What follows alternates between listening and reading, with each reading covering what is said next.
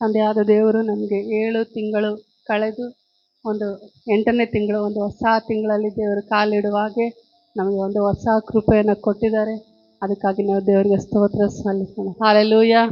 ನಾವು ಇಲ್ಲಿ ಬರ್ತಾ ಇದ್ದೀವಿ ಅಂದರೆ, ನಾವು ಪ್ರತಿಯೊಬ್ಬರು ನಾವು ಜೀವನ ಮಾಡ್ತಾ ಇದ್ದೀವಿ ಅಂದರೆ ನಮ್ಮ ಒಂದು ಜೀವಿತದ ಒಂದು ಉದ್ದೇಶ ಇರ್ತದೆ. ಅಂದರೆ ನಾವು ಜೀವನ ಮಾಡ್ತಾ ಇದ್ದೀವಿ ಅಂದರೆ ನಮ್ಮ ಜೀವನದಲ್ಲಿ ಒಂದು ಉದ್ದೇಶ ಇರ್ತದೆ, ಅಥವಾ ನಮ್ಮ ಒಂದು ಜೀವಿತದಲ್ಲಿ ನಾವೇನಾದರೂ ಒಂದು ಗುರಿಯನ್ನು ಕೂಡ ನಾವು ಇಟ್ಕೊಂಡಿರ್ತೀವಿ.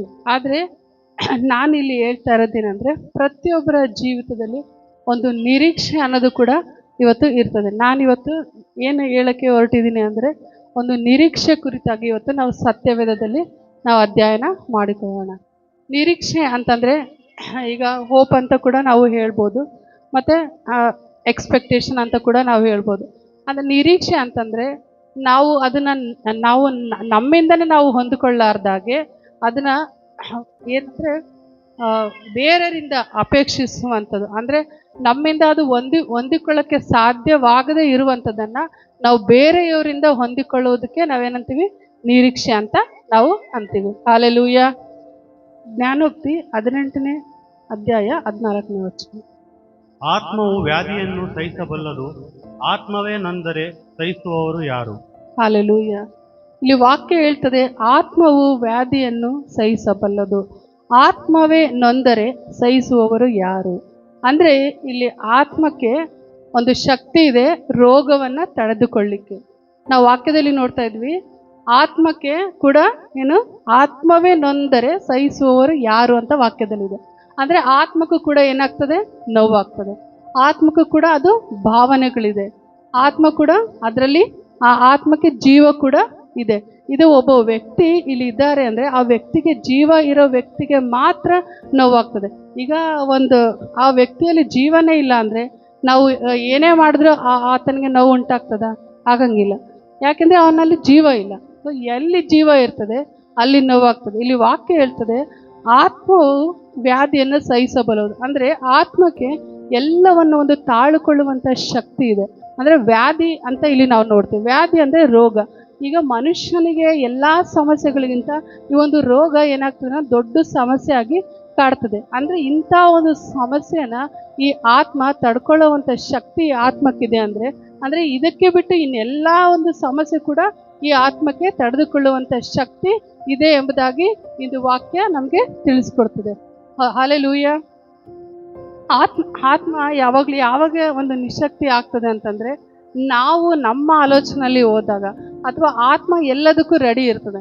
ಅಂದರೆ ನಾವು ನಮ್ಮ ಒಂದು ಭಾವನೆ, ನಮ್ಮ ಒಂದು ನಮ್ಮ ಚಿತ್ತದ ಅನುಸಾರವಾಗಿ, ಒಂದು ಮನಸ್ಸಿನ ಅನುಸಾರವಾಗಿ ಹೋಗಿ ನಾವು ಏನು ನುಡಿತೀವಿ, ನಾವು ಏನು ಯೋಚನೆ ಮಾಡ್ತೀವಿ, ಅದರಿಂದ ನಾವು ಏನಾಗ್ತೀವಿ, ವೀಕ್ ಆಗ್ತೀವಿ. ಸೊ ಆತ್ಮಕ್ಕೆ ಇಲ್ಲಿ ಎಲ್ಲ ನಾವು ವಾಕ್ಯದಲ್ಲಿ ನೋಡುವಾಗ, ವಾಕ್ಯದಲ್ಲಿ ಎಲ್ಲದಕ್ಕಿಂತ ಹೆಚ್ಚಾಗಿ ಒಂದು ಬಲವಾದ ಶಕ್ತಿ ಆತ್ಮಕ್ಕೆ ಇದೆ. ಆದರೆ ಆ ಆತ್ಮದ ಶಕ್ತಿಯನ್ನು ಇವತ್ತು ಕುಂದಿಸೋದು ಯಾರಂದರೆ ನಾವು ನೀವಾಗಿದ್ದೀವಿ. ಹಾಲೆಲೂಯ. ಯಾಕಂದರೆ ನಾವು ಏನು ಮಾತನಾಡ್ತೀವಿ ಆ ಒಂದು ಆತ್ಮ ಅದು ನಮ್ಮಲ್ಲಿ ಕ್ರಿಯೆ ಮಾಡೋಕ್ಕೆ ಸ್ಟಾರ್ಟ್ ಆಗ್ತದೆ. ಅದಕ್ಕಾಗಿ ನಾವು ನಮ್ಮ ಮೈಂಡ್ ಆಗಲಿ, ಅಥವಾ ನಮ್ಮ ಒಂದು ಭಾವನೆಗಳಾಗಲಿ, ನಮ್ಮ ಒಂದು ಚಿತ್ತ ಆಗಲಿ, ನಾವು ಒಂದು ಯೋಚಿಸಿ ನಾವು ಮಾತನಾಡಬೇಕಾಗ್ತದೆ. ಹಾಲೆಲೂಯ. ಆದಿಕಾಂಡ 2ನೇ ಅಧ್ಯಾಯ 7ನೇ ವಚನದಲ್ಲಿ ಕೂಡ ವಾಕ್ಯ ಹೇಳ್ತದೆ ಏನಂದರೆ, ದೇವರು ಅವಳನಿಗೆ ಸೃಷ್ಟಿ ಮಾಡಬೇಕಾದ್ರೆ, ಅಂದರೆ ಆದಾಮನಿಗೆ ಸೃಷ್ಟಿ ಮಾಡಬೇಕಾದ್ರೆ ಆದಾಮನಿಗೆ ಮಣ್ಣಿನಿಂದ ಎಲ್ಲವನ್ನು ಸೃಷ್ಟಿ ಮಾಡಿದರು. ಆದರೆ ಅವನ ಆದಾಮನ ಬದುಕಿದ್ನ ಎಲ್ಲಿವರೆಗೂ ಅವನೊಳಗೆ ದೇವರು ಆತ್ಮವನ್ನು ಇಡಲಿಲ್ಲ, ಅಲ್ಲಿವರೆಗೂ ಅವನು ಏನಾಗಲಿಲ್ಲ, ಒಂದು ಬದುಕುವ ಪ್ರಾಣಿ ಆಗಲಿಲ್ಲ. ಅಂದರೆ ನಮಗೂ ಕೂಡ ಎಲ್ಲಿವರೆಗೂ ನಮ್ಮ ಆತ್ಮ ಇರ್ತದೆ ನಾವು ಜೀವಿಸ್ತಾ ಇದ್ದೀವಿ. ಇವಾಗ ನಮ್ಮಲ್ಲಿ ನಾವು ಆತ್ಮ ಬಿಟ್ಟು ಹೋದಾಗ ಏನಂತೀವಿ, ಅದಕ್ಕೆ ಡೆಡ್ ಬಾಡಿ ಅಂತೀವಿ, ಒಂದು ಸತ್ತ ಜೀವ ಅಂತೀವಿ.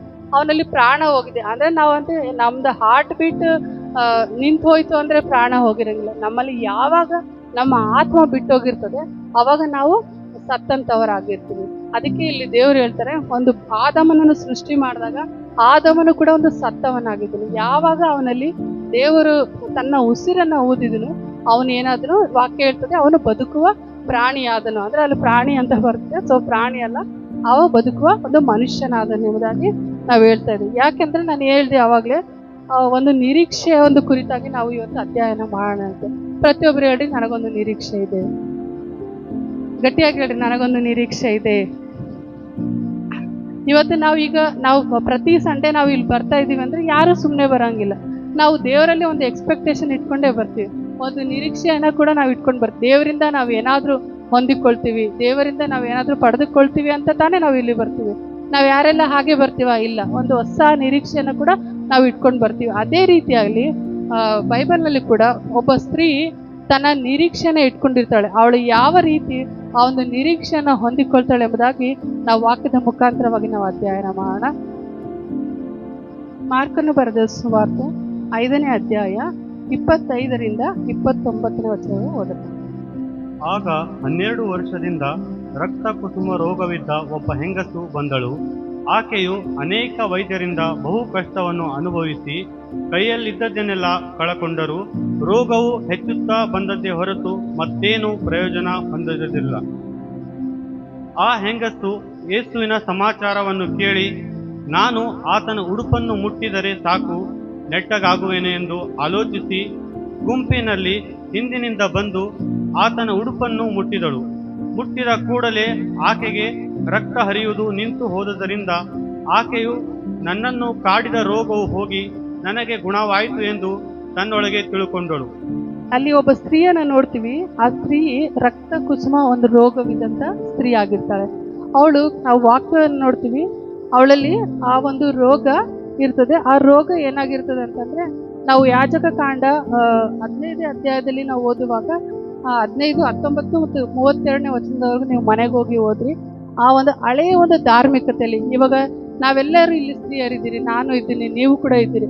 ಒಂದು ರಕ್ತ ಕುಸುಮ ರೋಗ ಇದ್ದಂಥ ಸ್ತ್ರೀ ಅಂದ್ರೆ, ಇವಾಗ ನಾವು ಮಂತ್ಲಿ ಕೂಡ ಒಂದು ಮೆನ್ಸ್ಟ್ರಲ್ ಪೀರಿಯಡ್ ಆದಾಗ ಈಗಲೂ ಕೂಡ ಒಂದು ಅನೇಕ ಜನರಲ್ಲಿ ಆ ಒಂದು ಸಂಪ್ರದಾಯ ಇದೆ. ಹೇಗಂದ್ರೆ, ಆ ದಿನಗಳು ಬಂತಂದ್ರೆ ಒಂದು ಮನೆಯಿಂದ ಹೊರಗಡೆ ಇರ್ತಾರೆ. ಸೊ ಮನೆಯಿಂದ ಹೊರಗಡೆ ಇಟ್ಟು ಅವ್ರಿಗೆ ಒಂದು ಸಪ್ರೇಟ್ ಆಗಿ ಹಾಸಿಗೆ ಅಥವಾ ಸಪ್ರೇಟ್ ಆಗಿ ತಟ್ಟೆ ಚಂಬು, ನೀವೆಲ್ಲ ಅನುಭವಿಸಿದ್ರಿಲ್ಲ ಗೊತ್ತಿಲ್ಲ, ನಾನು ಅನುಭವಿಸಿದ್ದೀನಿ. ಆ್ಯಕ್ಚುಲಿ ಒಂದು ಲಾಸ್ಟ್ ಒಂದು ಸಿಟ್ ಔಟಲ್ಲಿ ಆಗಿರ್ಬೋದು ಅಥವಾ ಮನೆಯ ಒಂದು ವರಂಡದಲ್ಲಿ ಆಗಿರ್ಬೋದು, ಆ ರೀತಿಯಾಗಿ 3 days 5 days 1 week ಈ ಥರ ಇಡ್ತಾರೆ.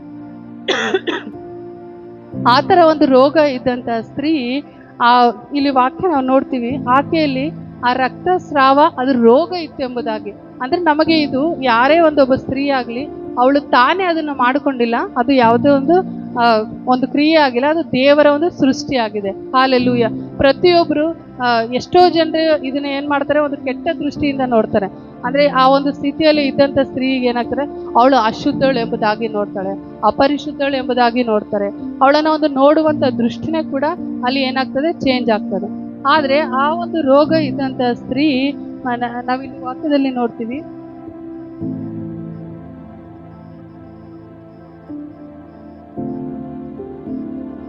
ಹನ್ನೆರಡು ವರ್ಷದಿಂದ ರಕ್ತ ಕುಸುಮ ರೋಗವಿದ್ದ ಒಬ್ಬ ಹೆಂಗಸು ಬಂದಳು.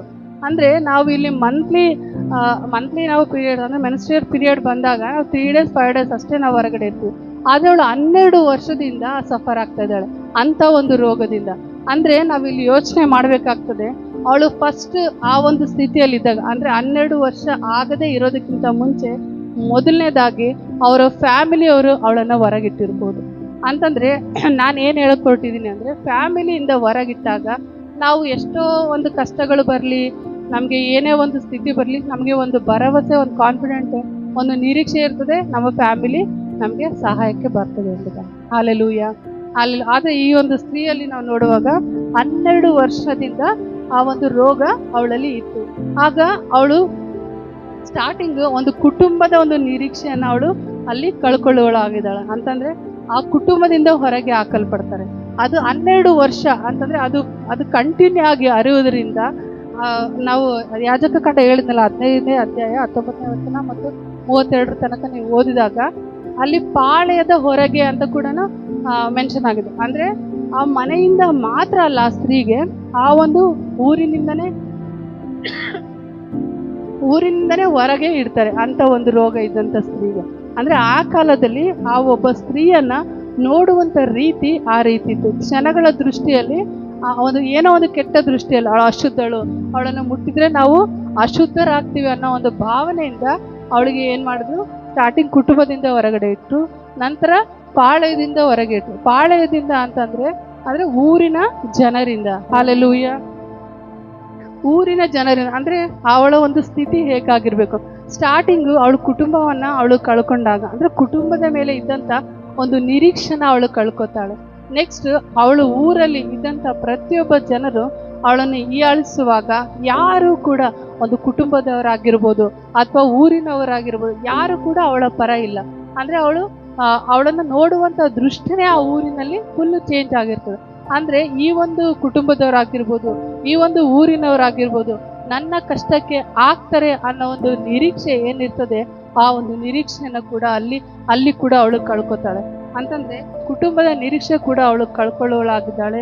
ಮತ್ತು ಒಂದು ಪಾಳ್ಯದ ಹೊರಗೆ ಅಂದ್ರೆ ಊರಿಂದ ಹೊರಗೆ ಕೂಡ ಅವಳು ಒಂದು ಊರಿನ ಒಂದು ಜನರ ಒಂದು ನಿರೀಕ್ಷೆ ಕೂಡ ಅವಳು ಕಳ್ಕೊಳ್ಳೋಳಾಗಿದ್ದಾಳೆ. ಹಾಗೆ ನಾವು ಮುಂದೆ ವಚನವಂತ ನೋಡೋಣ.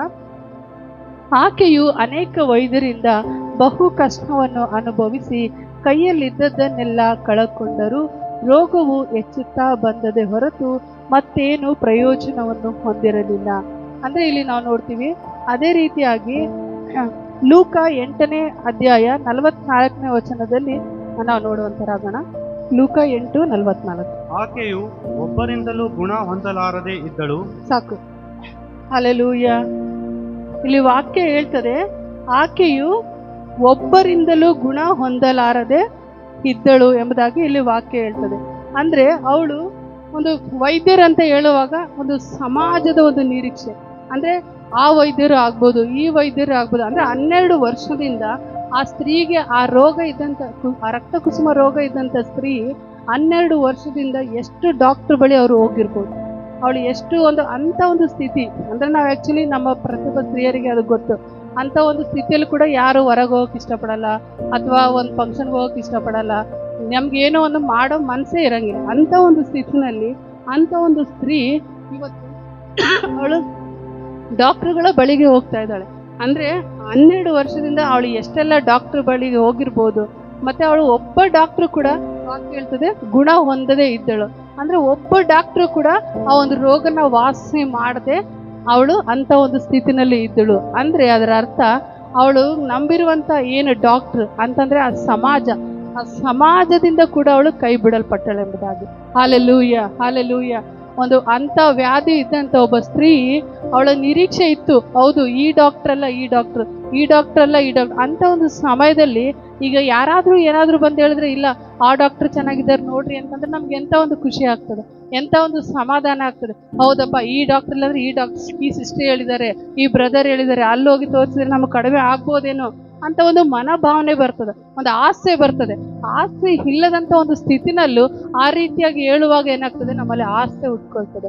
ಆದ್ರೆ ಇಲ್ಲಿ ವಾಕ್ಯ ಹೇಳ್ತದೆ ಒಬ್ಬರಿಂದ ಕೂಡ ಅವಳು ಗುಣ ಹೊಂದದೇ ಇದ್ದಳು ಅಂತ. ಅಂದ್ರೆ ಒಬ್ಬ ವೈದ್ಯರಿಂದಲೂ ಕೂಡ ಅವಳು ವಾಸಿ ಆಗದೆ ಇದ್ದಳು, ಅದೇ ರೋಗದಲ್ಲಿ ಇದ್ದಳು. ಅಂದ್ರೆ ಅವಳು ಅನ್ಕೋತಾಳೆ, ಇವತ್ತು ನನ್ನ ಸಮಾಜ ಅಂತ ನಾನು ನಂಬ್ಕೊಂಡಿದ್ದೆ, ಆದ್ರೆ ಒಂದು ಸಮಾಜದ ನಿರೀಕ್ಷೆ ಕೂಡ ಇವತ್ತು ನನ್ನಲ್ಲಿ ಕಳೆದೋಯ್ತು ಎಂಬುದಾಗಿ. Hallelujah, hallelujah. ಅವಳು ಫಸ್ಟ್ ಕುಟುಂಬದ ಒಂದು ನಿರೀಕ್ಷೆಯನ್ನ ಕಳ್ಕೊಂಡ್ಳು, ತನ್ನ ಊರಿನ ನಿರೀಕ್ಷೆಯನ್ನ ಕಳ್ಕೊಂಡ್ಳು, ಒಂದು ಸಮಾಜದ ನಿರೀಕ್ಷೆಯನ್ನ ಕಳ್ಕೊಂಡ್ಳು. ಹಾಲೆಲೂಯ. ಅದೇ ರೀತಿಯಾಗಿ ವಾಕ್ಯವನ್ನ ನಾವು ನೋಡೋಣ. ರೋಗವು ಹೆಚ್ಚುತ್ತಾ ಬಂದದೇ ಹೊರತು ಆಕೆಯು ಅನೇಕ ವೈದ್ಯರಿಂದ ಬಹು ಕಷ್ಟವನ್ನು ಅನುಭವಿಸಿ ಕೈಯಲ್ಲಿದ್ದದನ್ನೆಲ್ಲ ಕಳಕೊಂಡರು. ಅಂದ್ರೆ ವಾಕ್ಯ ಹೇಳ್ತದೆ ಇಲ್ಲಿ ಕೈಯಲ್ಲಿದ್ದದೆಲ್ಲ. ಅಂದ್ರೆ ಅವಳು ಆಕ್ಚುಲಿ ಈಗ 12 ವರ್ಷದಿಂದ ರೋಗ ಇದೆ, ಅಷ್ಟು ಡಾಕ್ಟರ್ಗಳಿಗೆ ತೋರಿಸಿದಾಳೆ ಅಂದ್ರೆ ಅವಳು ಮೋಸ್ಟ್ಲಿ ರಿಚ್ ಪರ್ಸನ್ ಇದ್ದಿರ್ಬೋದು. ಅವಳು ಕೈಯಲ್ಲಿದ್ದದನ್ನೆಲ್ಲ ಕಳ್ಕೊಂಡಿದ್ದಾಳೆ. ಅಂದ್ರೆ ಅವಳಲ್ಲಿ ಎಷ್ಟು ಹಣ ಇತ್ತು, ಎಷ್ಟು ಆಸ್ತಿ ಇತ್ತು. ಸೊ ಅವಳಿಗೆ ಅದೇ ಒಂದು ನಿರೀಕ್ಷೆ ಇದ್ದಿರ್ಬೋದು. ಇವತ್ತು ನಾವು ಎಷ್ಟೋ ಜನರು ಇದ್ದೀವಲ್ಲ, ನಮ್ಗೆ ಹಣ ಆಸ್ತಿ ಎಲ್ಲ ಇತ್ತು ಅಂದ್ರೆ ಹಣ ಇದೆ, ಆಸ್ತಿ ಇದೆ, ಇದಕ್ಕಿಂತ ಮತ್ತೇನ್ ಬೇಕು, ಇದೇ ನಮ್ಮ ಜೀವನಕ್ಕೆ ಸಾಕಾಗ್ತದೆ, ಇದ್ರ ಮೇಲೆ ನಮ್ಮ ಜೀವನ ನಡೀತದೆ ಅನ್ನೋರು ಎಷ್ಟೋ ಜನ ಇರ್ತಾರೆ. ಅದೇ ಹಣ ಆಸ್ತಿ ಮೇಲೆ ನಾವು ಡಿಪೆಂಡ್ ಆಗಿ ಜೀವನ ಕೂಡ ಮಾಡೋರು ಇರ್ತೀವಿ. ಅಂತ ಒಂದು ಸ್ಥಿತಿನಲ್ಲಿ ವಾಕ್ಯ ಹೇಳ್ತದೆ ಅವಳು ಕೈಯಲ್ಲಿ ಇದ್ದದನ್ನೆಲ್ಲ ಕಳೆದುಕೊಂಡಳು ಎಂಬುದಾಗಿ. ಅಂದ್ರೆ ಅವಳ ಆಸ್ತಿ, ಅವಳ ಹಣ, ಅವಳು ಏನೆಲ್ಲ ಅವಳಿಗೆ ಒಂದು ಆಸರೆ ಆಗಿತ್ತು, ಆ ಆಸರೆ ಆಗಿರುವಂಥದ್ದೆಲ್ಲವೂ ಅವಳಿಂದ ಕೈ ಬಿಡಲ್ಪಟ್ಟಿತ್ತು. ಅಂದ್ರೆ ಅಂತ ಸ್ಥಿತಿ ಏನಂದ್ರೆ ಅವಳು ಕೈಯಲ್ಲಿ ಇದ್ದದನ್ನೆಲ್ಲ ಕಳ್ಕೊಂಡ್ಳು. ಅಂದ್ರೆ ಅವಳಿಗೆ ಏನು ದುಡ್ಡು ಆಸ್ತಿ ಏನೆಲ್ಲ ನಿರೀಕ್ಷೆ ಆಗಿತ್ತು, ಆ ನಿರೀಕ್ಷೆಯಿಂದನೂ ಕೂಡ ಇವತ್ತು ಅವಳು ಕೈ ತಪ್ಪಿ ಹೋದಳು ಎಂಬುದಾಗಿ. ಅಂದ್ರೆ ಅದರಿಂದನೂ ಕೂಡ ಅವಳು ಗುಣ ಹೊಂದದೆ ಹೋದಳು ಎಂಬುದಾಗಿ ಈ ವಾಕ್ಯ ಹೇಳ್ತದೆ. ಹಾಲೆಲೂಯ. ಅವಳು ನಾನು ಯಾವಾಗಲೇ ಹೇಳ್ದೆ, ಒಂದು ಕುಟುಂಬದ ಒಂದು ನಿರೀಕ್ಷೆ ಕಳ್ಕೊಂಡ್ಳು, ಅವಳು ಒಂದು ಊರಿನ ಜನರ ಒಂದು ನಿರೀಕ್ಷೆ ಕಳ್ಕೊಂಡ್ಳು, ಮತ್ತು ಅವಳು ವೈದ್ಯರ ಅಂದರೆ ಸಮಾಜದ ಒಂದು ನಿರೀಕ್ಷೆ ಕಳ್ಕೊಂಡ್ಳು. ಏನೆಲ್ಲ ಅವಳಿಗೆ ಆಸ್ತಿ ಅಂತಸ್ತು ಹಣ ಅದೇ ಆಸರೆ ಆಗಿತ್ತು, ಅಂಥ ಒಂದು ಆಸರೆ ಅಂಥ ಒಂದು ನಿರೀಕ್ಷೆಯಿಂದ ಕೂಡ ಅವಳು ಕಳ್ಕೊಂಡಳು ಎಂಬುದಾಗಿ ವಾಕ್ಯ ಹೇಳ್ತದೆ. ಅದೇ ರೀತಿಯಾಗಿ ರೋಗವು ಹೆಚ್ಚುತ್ತಾ ಬಂದದ್ದೇ ಹೊರತು ಮತ್ತೇನು ಪ್ರಯೋಜನವನ್ನು ಹೊಂದಿರಲಿಲ್ಲ. ಅಂದ್ರೆ ವಾಕ್ಯ ಹೇಳ್ತದೆ, ಇಷ್ಟೆಲ್ಲ ತೋರಿಸಿದ್ರು ಕೂಡ ಅವಳಿಗೆ ಏನಾಯ್ತು, ಅವಳ ಒಂದು ರೋಗ ಗುಣವಾಗ್ಲಿಲ್ಲ. ಅಂದ್ರೆ ಅವಳ ರೋಗ ಹೆಚ್ಚುತ್ತಾ ಬಂತು ಎಂಬುದಾಗಿ ಇಲ್ಲಿ ವಾಕ್ಯ ಹೇಳ್ತದೆ. ಈಗ ರಕ್ತ ಅನ್ನೋದು ಪ್ರತಿಯೊಬ್ಬ ಮನುಷ್ಯನಿಗೆ ಅದು ಜೀವ ಕೊಡುವಂಥದ್ದಾಗಿದೆ. ಈಗ ನಾವು ಇಮ್ಯಾಜಿನ್ ಮಾಡೋಣ, ಈಗ ನಾವು ಬದುಕಿದೀವಿ ಅಂತಂದ್ರೆ ನಮ್ಮ ಶರೀರದಲ್ಲಿ ರಕ್ತ ಇದೆ. ಸೊ ಅದು ರಕ್ತ ಕಂಪ್ಲೀಟ್ ಆಗಿ ಕಂಟಿನ್ಯೂ ಆಗಿ ಬ್ಲೀಡಿಂಗ್ ಆಗ್ತಾ ಇತ್ತು ಅಂದ್ರೆ ಆ ಮನುಷ್ಯ ಉಳಿತಾನೆ ಸಾಯ್ತಾನೆ, ಸತ್ತೋಗ್ತಾನೆ, ಹೌದಲ್ಲ, ಸತ್ತೋಗ್ತಾನೆ. ಸೊ ನಮ್ಮ ಮೈಯಲ್ಲಿ ರಕ್ತ ಇಲ್ಲ ಅಂತಂದ್ರೆ ಆ ವ್ಯಕ್ತಿ ಸತ್ತೋಗ್ಬೋದು. ಈಗ ಆ ವಾಕ್ಯ ಹೇಳ್ತದೆ, ಆಕೆಯು ಅನೇಕ ವೈದ್ಯರಿಂದ ಬಹು ಕಷ್ಟವನ್ನು ಅನುಭವಿಸಿ ಕೈಯಲ್ಲಿದ್ದದನ್ನೆಲ್ಲ ಕಳಕೊಂಡರು, ರೋಗವು ಹೆಚ್ಚುತ್ತಾ ಬಂದದ್ದೇ ಹೊರತು ಮತ್ತೇನು ಪ್ರಯೋಜನವನ್ನು ಹೊಂದಿರಲಿಲ್ಲ. ಮತ್ತೆ ಜಾಸ್ತಿ ಅವಳಿಗೆ ಏನಾಯ್ತು, ರೋಗ ಹೆಚ್ಚುತ್ತಾ ಬಂತೆ ಹೊರತು ಅದಕ್ಕೆ ಯಾವುದೇ ಲಾಭ ಸಿಗ್ಲಿಲ್ಲ. ಒಂದು ಕುಟುಂಬದವರಿಂದ ಲಾಭ ಸಿಗ್ಲಿಲ್ಲ, ಸಮಾಜದಿಂದ ಲಾಭ ಸಿಗ್ಲಿಲ್ಲ, ಊರಿಂದ ಲಾಭ ಸಿಗ್ಲಿಲ್ಲ, ಅವಳು ಹಣದಿಂದ ಒಂದು ಲಾಭ ಏನು ಒಂದು ಪ್ರಯೋಜನ ಅವಳಿಗೆ ಏನೆಲ್ಲ ಇದೆ ಅಂತ ಅನ್ಕೊಂಡು ಅವಳು ನಿರೀಕ್ಷೆಯಿಂದ ಇದ್ದು ನಿಶ್ಚಿಂತೆಯಿಂದ ಇದ್ದು ಅದೇ ಕೂಡ ಅವಳಿಗೆ ಇವತ್ತು ಕೈ ಬಿಟ್ಟು ಹೋಯ್ತು ಎಂಬುದಾಗಿ ವಾಕ್ಯದ ಒಂದು ಅರ್ಥ ಹೇಳ್ತದೆ. ಹಲ್ಲೆಲೂಯಾ. ಯಾವುದೇ ಒಂದು ಪ್ರಯೋಜನ ಇಲ್ಲದಂತ ಸ್ಥಿತಿನಲ್ಲಿ ಅವಳ ಸ್ಥಿತಿ ಹೇಗಾಗಿರ್ಬೇಕು ಅಂದ್ರೆ, ಬ್ಲೀಡಿಂಗ್ ಅವಳಲ್ಲಿ ಹೆಚ್ಚುತ್ತಾ ಬಂದಾಗ ಅವಳು ಇನ್ನೇನು ಸಾಯ್ಬೇಕು ಅನ್ನೋ ಹೊರತು ಅವಳು ಬದುಕುವಂತ ಸ್ಥಿತಿನಲ್ಲಿ ಇರಲಿಲ್ಲ. ಆದ್ರೆ ನಾವು ಮುಂದೆ ನೋಡುವಾಗ ಮತ್ತೇನು ಪ್ರಯೋಜನ ಹೊಂದಿರಲಿಲ್ಲ. ಆ ಹೆಂಗಸು ಯೇಸುವಿನ ಸಮಾಚಾರವನ್ನು ಕೇಳಿ, ಅಂದ್ರೆ ರಕ್ತ ಹರಿಯುವುದು ಹೆಚ್ಚಾದ್ರೂ ಕೂಡ ಅವಳು ಇನ್ನೂ ಬದುಕಿದ್ದಾಳೆ ಅಂದ್ರೆ ಅವಳ ಒಂದು ಹೃದಯದಲ್ಲಿ ಅಂದ್ರೆ ಅವಳ ಒಂದು ಆತ್ಮದಲ್ಲಿ ಅವಳು ಇಟ್ಕೊಂಡಿರುವಂತ ನಿರೀಕ್ಷೆ ಏನಾಗಿದೆ, ಅದು ಬಲವಾಗಿದೆ ಎಂಬುದಾಗಿ. ಅಂದ್ರೆ ಅವಳು ಯಾಕೆ ಸತ್ತಿಲ್ಲ ಅಂದ್ರೆ ಅವಳು ಅನ್ಕೊಂಡಿದ್ದು, ಇಷ್ಟೆಲ್ಲ ನಾನು ಕಳೆದುಕೊಂಡ್ರು ಕೂಡ ನನಗೆ ಖಂಡಿತವಾಗಿ ಇದರಿಂದ ಗುಣ ಆಗೇ ಆಗ್ತದೆ, ಇದರಿಂದ ನಾನು ಹೊರಗೆ ಬರ್ತೀನಿ ಅಂತ ಕೂಡ ಅವಳು ಅನ್ಕೊಂಡಿರ್ಬೋದು. ಇವ್ರು ಯಾರು ಸಹಾಯ ಮಾಡ್ಲಿಲ್ಲಿದ್ರು ನನಗೆ ಎಲ್ಲಿಂದಾದ್ರೂ ಸಹಾಯ ದೊರಕ್ತದೆ.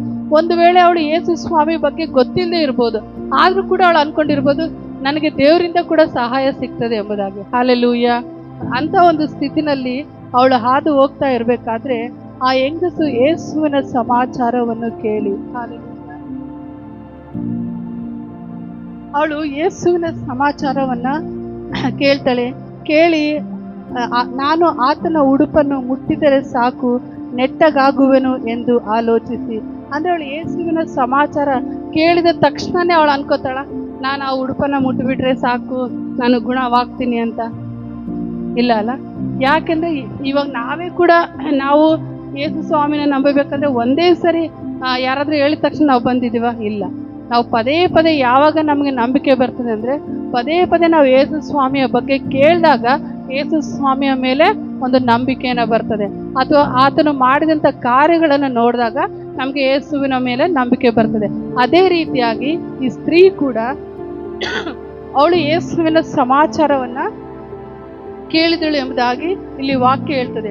ಅಂದ್ರೆ ಅವಳು ಯೇಸುವಿನ ಸಮಾಚಾರ ಏನ್ ಕೇಳಿರ್ಬೋದು ಅಂದ್ರೆ, ಯೇಸು ಸ್ವಾಮಿ ಅಲ್ಲಿ ಮಾಡಿದಂಥ ಅದ್ಭುತ ಕಾರ್ಯಗಳು, ಅಂದ್ರೆ ಮಾಡಿದಂಥ ಸ್ವಸ್ಥತೆಗಳು, ಅನೇಕರಿಗೆ ಯೇಸು ಸ್ವಾಮಿ ಕಣ್ಣುಗಳನ್ನು ಬರ ಮಾಡಿದ್ರು, ಸತ್ತವರನ್ನ ಎಬ್ಬಿಸಿದ್ರು, ಮತ್ತು ಕುಷ್ಠರೋಗಿಗಳನ್ನ ಅವರು ವಾಸಿ ಮಾಡಿದ್ರು, ಮತ್ತು ಅನೇಕ ದೆವ್ವಗಳ ಪೀಡಿತರಿಂದ ಅವರಿಗೆ ಬಿಡುಗಡೆಗೊಳಿಸಿದ್ರು. ಇಂಥ ಸುದ್ದಿಗಳನ್ನ ಅವಳು ಕೇಳಿರ್ಬೋದು, ಅಥವಾ ಇಂಥ ಸುದ್ದಿಗಳನ್ನ ಈ ಥರ ಅನೇಕರು ಇವಾಗ ನೀವು ಕೂಡ ಇಲ್ಲಿದ್ದೀರಿ, ನೀವು ಸ್ವಸ್ಥತೆನ ಹೊಂದ್ಕೊಂಡು ಹೋಗಿ ನೀವು ಸುಮ್ಮನೆ ಇರಂಗಿಲ್ಲ. ಯಾಕಂದ್ರೆ ನೀವು ಹೋಗ್ಬಿಟ್ಟು ಮಾತಾಡ್ತೀರ, ಹೌದು ಯೇಸು ಸ್ವಾಮಿ ನನಗೆ ಅದು ಗುಣಪಡಿಸಿದ್ರು, ಯೇಸು ಸ್ವಾಮಿ ನನಗೆ ಇದು ಗುಣಪಡಿಸಿದ್ರು, ನನಗೆ ಇಂಥ ಸ್ಥಿತಿ ಇತ್ತು ಅಂತ ನೀವು ಅನೇಕರ ಬಳಿ ಹೋಗಿ ಮಾತನಾಡುವಾಗ, ಅಥವಾ ನೀವು ಫ್ರೆಂಡ್ಸ್ ಹತ್ರ ಹೋಗಿ ಮಾತನಾಡುವಾಗ ಅದನ್ನ ಕೇಳಿದಂತ ಅವರಿಗೆ ಏನಾಗ್ತದೆ, ಯೇಸು ಸ್ವಾಮಿ ಮೇಲೆ ನಂಬಿಕೆ ಬರ್ತದೆ. ಅಲ್ಲೆಲ್ಲೂ ಅದೇ ರೀತಿಯಾಗಿ ಇವಳು ಕೂಡ ಒಂದು ಏನಂದ್ರೆ ಪಾಳೆಯದ ಹೊರಗೆ ಹಾಕಿದ್ರು ಇವಳಿಗೆ.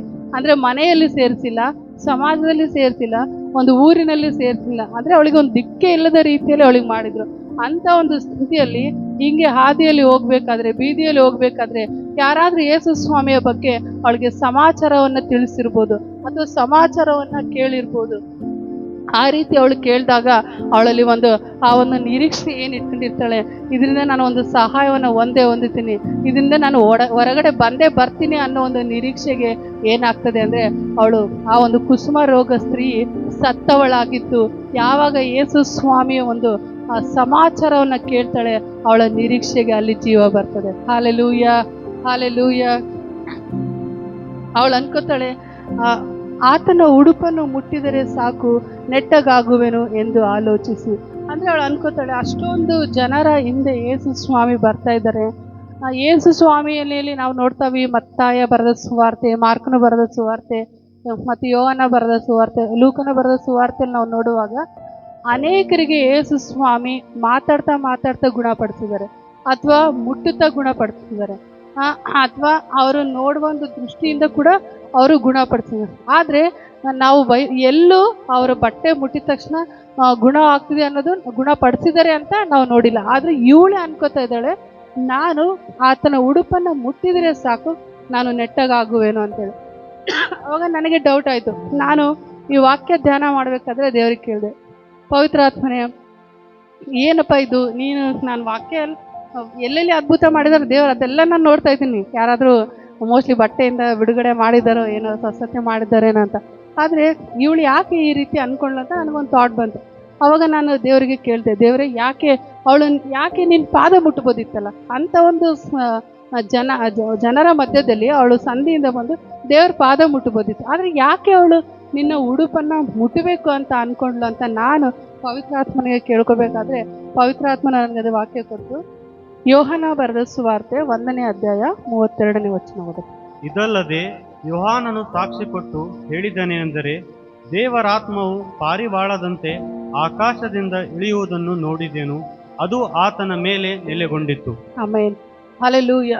ಇಲ್ಲಿ ಏನು ಹೇಳ್ತದೆ, ದೇವರ ಆತ್ಮವು ಪಾರಿವಾಳದಂತೆ ಆಕಾಶದಿಂದ ಇಳಿಯುವುದನ್ನು ನೋಡಿದೆನು, ಅದು ಆತನ ಮೇಲೆ ನೆಲೆಗೊಂಡಿತು ಎಂಬುದಾಗಿ ವಾಕ್ಯ ಹೇಳ್ತದೆ. ಅಂದರೆ ಆತನು ಹುಟ್ಟುವಾಗಲೇ ಒಂದು ಪವಿತ್ರಾತ್ಮನ ಶಕ್ತಿಯಿಂದ ಆತನು ಹುಟ್ಟಿದ. ನಾವು ಮಾರ್ಕನ ಬರೆದ ಸುವಾರ್ತೆ 2ನೇ ಅಧ್ಯಾಯದಲ್ಲಿ ಓದುವಾಗ ಆತನ ಆಕಿ ಮರಿಯಳ ಮೇಲೆ ಒಂದು ಪವಿತ್ರಾತ್ಮನ ನೆರಳು, ಅಂದರೆ ಪವಿತ್ರಾತ್ಮನ ಶಕ್ತಿ ಬಂದಾಗ ಯೇಸು ಸ್ವಾಮಿಯ ಒಂದು ಜನ್ಮ ಸ್ಟಾರ್ಟ್ ಆಗ್ತದೆ ಅಂತ ನಾವು ಕೇಳಿದ್ವಿ. ಅಂದರೆ ಆತನು ಹುಟ್ಟುವಾಗಲೇ ಒಂದು ಪವಿತ್ರಾತ್ಮನ ಶಕ್ತಿಯಿಂದ ಹುಟ್ಟಿದವನಾಗಿದ್ದನು. ಅದೇ ರೀತಿಯಾಗಿ ಇಲ್ಲಿ ಯಾಕೆ ಅವಳು ಉಡುಪನ್ನು ಮುಟ್ಟಬೇಕಂದ್ರೆ, ಯೇಸು ಸ್ವಾಮಿ ಜನರಿಗೆ ತೋರಿಸ್ಬೇಕಾಗಿತ್ತು, ಒಂದು ಪವಿತ್ರಾತ್ಮನನ್ನು ನಾನು ಹೊರತುಪಡಿಸ್ತಾ ಇದ್ದೇನೆ, ಪವಿತ್ರಾತ್ಮನನ್ನು ವ್ಯಕ್ತಪಡಿಸ್ತಾ ಇದ್ದೇನೆ ಎಂಬುದಾಗಿ. ಇವತ್ತು ನಾನು ನೀನು ಕೂಡ ನಾವು ದೀಕ್ಷಾ ಸ್ನಾನ ತಗೊಂಡಿದ್ದೀವಿ, ನಮ್ಮಲ್ಲಿ ಕೂಡ ಪವಿತ್ರಾತ್ಮನಿದ್ದಾನೆ. ಇವತ್ತು ನಾನು ನೀನು ಯಾರನ್ನ ವ್ಯಕ್ತಪಡಿಸ್ಬೇಕು, ನಾವು ಯಾರನ್ನ ತೋರಿಸ್ಬೇಕು, ನಾವು ಪವಿತ್ರಾತ್ಮನನ್ನು ತೋರಿಸ್ಬೇಕು.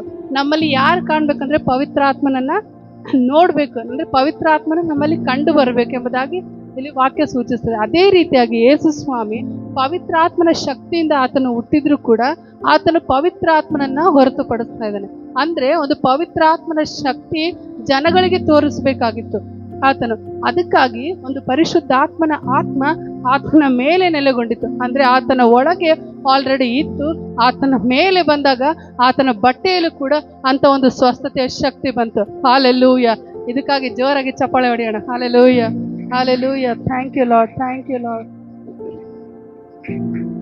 ಯಾವಾಗ ಜನಗಳಿಗೆ ಆ ಬಟ್ಟೆ ಒಂದು ಶಕ್ತಿಯನ್ನು ತೋರಿಸ್ಬೇಕಾಗಿತ್ತು, ಅಂತ ಒಂದು ಆಲೋಚನೆ ಕೂಡ ಅವಳಲ್ಲಿ ಬರ್ತದೆ. ಆವಾಗ ಅವಳು ಆ ಬಟ್ಟೆಯನ್ನು ಮುಟ್ಟಿದ ತಕ್ಷಣನೇ ಅವಳಿಗೆ ಏನಾಗ್ತದೆ, ರಕ್ತ ಹರಿಯುವಂಥದ್ದು ನಿಂತು ಹೋಗ್ತದೆ. ಅಂದ್ರೆ ಒಂದು ಪವಿತ್ರಾತ್ಮನ ಶಕ್ತಿ ಒಳಗೆ ಮಾತ್ರ ಅಲ್ಲ, ಅದು ಹೊರಗೆ ಕೂಡ ಚಲಿಸ್ತದೆ ಎಂಬುದಾಗಿ ಈ ವಾಕ್ಯ ಹೇಳ್ತದೆ. Hallelujah, hallelujah. ನಾವು ಕೂಡ ಇವಾಗ ಅವಳು ಒಂದು ನಿರೀಕ್ಷೆ ಇಟ್ಕೊಂಡಿದ್ಲು. ಅಂದ್ರೆ ನಾವು ವಾಕ್ಯದಲ್ಲಿ ನೋಡ್ತಾ ಇದ್ದೀವಿ, ಸತ್ತವಳಾಗಿದ್ದು ಆದ್ರೆ ಈಗ ಬದುಕಿದಳು. ಏಕೆಂದ್ರೆ ಅವಳ ಒಂದು ನಿರೀಕ್ಷೆ ಅವಳನ್ನ ಇವತ್ತು ಬದುಕಿಸ್ತು.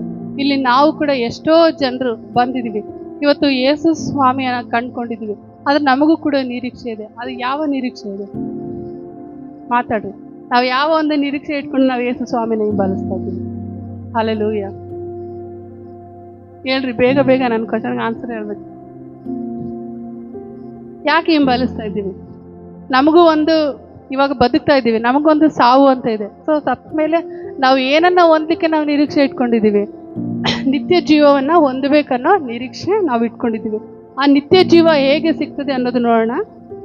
ಯೋಹಾನ ಬರೆದ ಸುವಾರ್ತೆ 17ನೇ ಅಧ್ಯಾಯ 3ನೇ ವಚನ.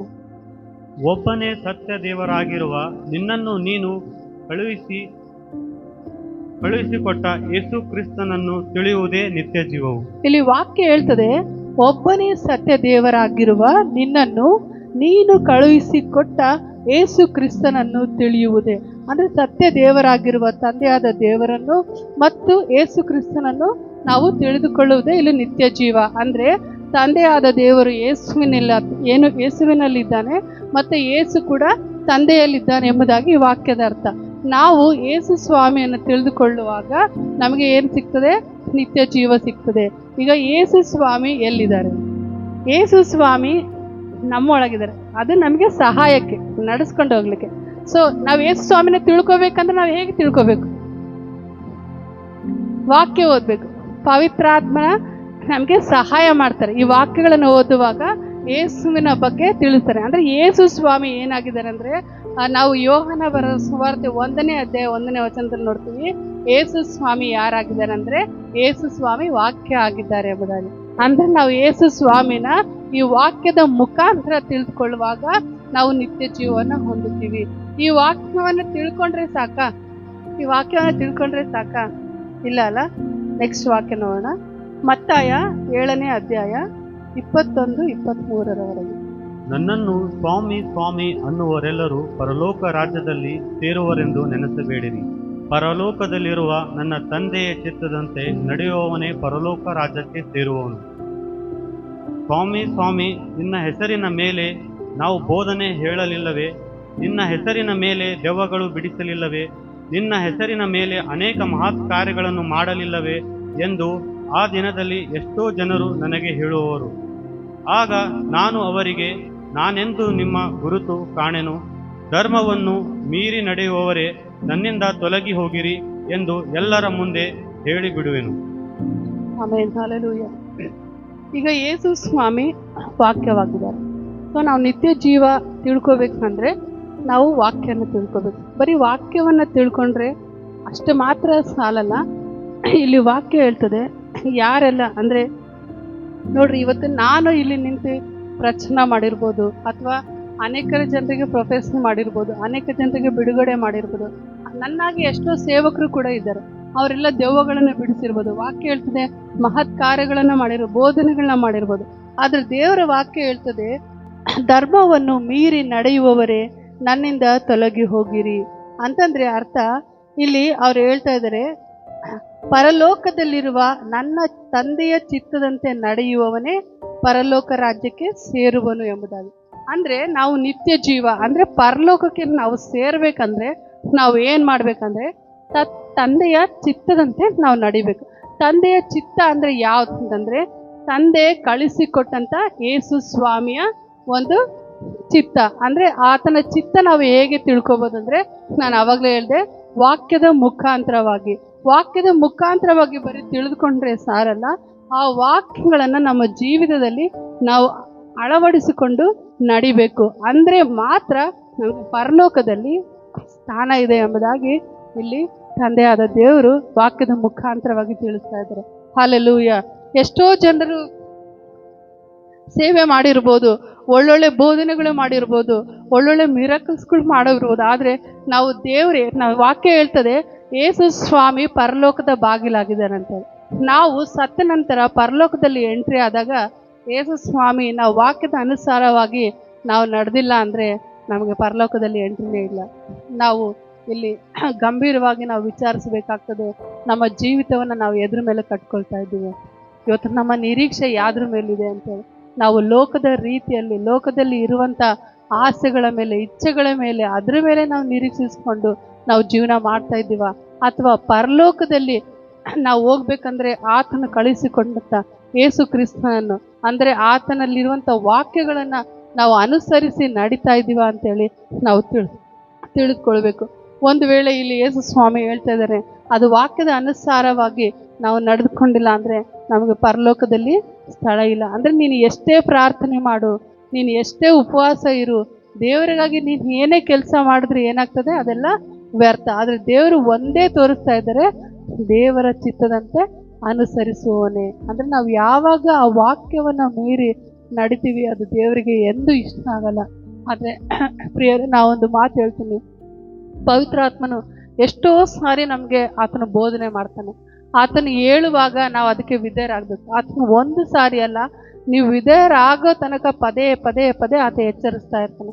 ಸೊ ನೀವು ಯಾವಾಗ ಆ ವಾಕ್ಯದ ಅನುಸಾರವಾಗಿ ನಡೆಯೋದಿಲ್ವೋ ಅಲ್ಲಿವರೆಗೂ ಆತ್ಮನು ನಮ್ಮಲ್ಲಿ ಕಾರ್ಯ ಮಾಡೋದೇ ಇಲ್ಲ. ಅಂದರೆ ಪವಿತ್ರಾತ್ಮನು ಅಲ್ಲೇ ತಣ್ಣಗಾಗ್ಬಿಡ್ತಾನೆ. ಸೊ ಅದಕ್ಕೆ ನಾನು ಹೇಳ್ತಾ ಇದ್ದೀನಿ, ದಯಮಾಡಿ ಪ್ರತಿಯೊಬ್ಬರು ದೇವರ ವಾಕ್ಯವನ್ನು ಅನುಸರಿಸಿ ನಡೀರಿ. ದೇವರು ನಮಗೆ ಏನೆಲ್ಲ ನಿರೀಕ್ಷೆ ಇಟ್ಟಿದಾರಲ್ಲ, ಆ ನಿರೀಕ್ಷೆನ ಹೊಂದಿಕೊಳ್ಳಿಕ್ಕೆ ಇವತ್ತಿಂದ ದೇವರ ವಾಕ್ಯವನ್ನು ಕೇಳ್ತಾ ಇದ್ದೀರಾ. ನಾವು ಇವತ್ತಿಂದ ನೀವು ಡಿಸೈಡ್ ಮಾಡಿರಿ, ನಾನು ದೇವರ ವಾಕ್ಯವನ್ನು ಹಿಂಬಾಲಿಸ್ತೀನಿ, ದೇವರ ವಾಕ್ಯದ ಅನುಸಾರವಾಗಿ ನಡೀತೀನಿ. ಇವತ್ತು ನನ್ನ ಜೀವಿತದಲ್ಲಿ ಏನೇ ಇದ್ರೂ ನಾನು ಮೊದಲನೇ ಒಂದು ಪ್ರಾಮುಖ್ಯತೆ, ಮೊದಲನೇ ಪ್ರಿಫರೆನ್ಸ್ ನಾನು ವಾಕ್ಯಕ್ಕೆ ಕೊಡ್ತೀನಿ ಎಂಬುದಾಗಿ ನೀವು ತೀರ್ಮಾನಿಸು. ಇವತ್ತು ನಿಮ್ಮ ನಿರೀಕ್ಷೆ ದೇವರ ವಾಕ್ಯದ ಮೇಲೆ ಆಗಿರಬೇಕು. ದೇವರು ಇಲ್ಲಿ ಯೇಸು ಸ್ವಾಮಿ ಹೇಳ್ತಾರೆ ಪೇತ್ರನೇ ನೀನು ಬಂಡೆಯ ಮೇಲೆ ಮನೆಯನ್ನು ಕಟ್ಟುವವನಾಗ್ತಿ ಎಂಬುದಾಗಿ. ಅಂದರೆ ನಾವು ಕೂಡ ಕ್ರಿಸ್ತನೆಂಬ ಬಂಡೆಯ ಮೇಲೆ, ಅಂದರೆ ಕ್ರಿಸ್ತನೆಂಬ ಈ ವಾಕ್ಯಗಳ ಮೇಲೆ ನಾವು ಇವತ್ತು ನಮ್ಮ ಶರೀರವನ್ನು, ನಮ್ಮ ದೇಹವನ್ನು, ನಮ್ಮ ಜೀವಿತವನ್ನು ನಾವು ಕಟ್ಕೊಳ್ಳೋರಾಗಬೇಕು. Hallelujah, hallelujah. ನಾನು ನಂಬ್ತೀನಿ ದೇವರು ಕೊಟ್ಟಂಥ ಈ ವಾಕ್ಯ ನಿಮ್ಮೆಲ್ಲರ ಜೀವಿತದಲ್ಲಿ ನೀವು ಆಶೀರ್ವಾದ ಹೊಂದಿದ್ದೀರಿ ಎಂಬುದಾಗಿ. Hallelujah, hallelujah. ಎದ್ದು ನಿಲ್ಲಿ, ನಾವು ಪ್ರಾರ್ಥನೆ